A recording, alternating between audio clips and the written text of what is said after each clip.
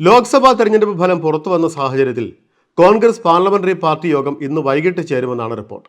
യോഗത്തിൽ രാഹുൽ ഗാന്ധിയെ പ്രതിപക്ഷ നേതാവായി പ്രഖ്യാപിച്ചേക്കും. ലോക്സഭാ തെരഞ്ഞെടുപ്പിലെ മുന്നേറ്റത്തിൽ രാഹുൽ ഗാന്ധി പ്രതിപക്ഷ നേതൃസ്ഥാനം ഏറ്റെടുക്കണം എന്ന ആവശ്യം ശക്തമാണ്. 99 സീറ്റ് നേടിയ കോൺഗ്രസ് 10 വർഷത്തിന് ശേഷമാണ് പാർലമെന്റിൽ പ്രതിപക്ഷ നേതൃസ്ഥാനത്തേക്ക് എത്തുന്നത്. പാർലമെന്ററി പാർട്ടി യോഗത്തിന് മുന്നോടിയായി വിശാല പ്രവർത്തക സമിതിയും യോഗം ചേരും. തെരഞ്ഞെടുപ്പ് ഫലം അവലോകനം ചെയ്യുന്ന യോഗം പ്രതിപക്ഷ നേതൃസ്ഥാനത്തിലും രാഹുൽ ഗാന്ധി ഏത് മണ്ഡലം നിലനിർത്തണം എന്നതിലും ചർച്ച നടത്തും. അതിനിടെ രാഹുൽ ഗാന്ധി പ്രതിപക്ഷ നേതാവാകണം എന്ന പരസ്യ ആവശ്യവുമായി നേതാക്കൾ രംഗത്തെത്തി. പദവിക്കായി പാർട്ടിയിൽ ഏറ്റവും അനുയോജ്യൻ രാഹുൽ ഗാന്ധിയാണെന്ന് ശശി തരൂർ പ്രതികരിച്ചു.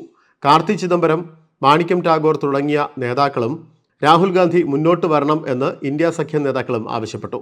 ദേശീയ നേതാവാണെന്ന് രാഹുൽ ഗാന്ധി തെളിയിച്ചു കഴിഞ്ഞതായി സഞ്ജയ് റാവത്തും രാഹുൽ ഗാന്ധി എല്ലാവർക്കും സ്വീകാര്യനാണെന്ന് NCPയും RJDയും പരാമർശിച്ചു.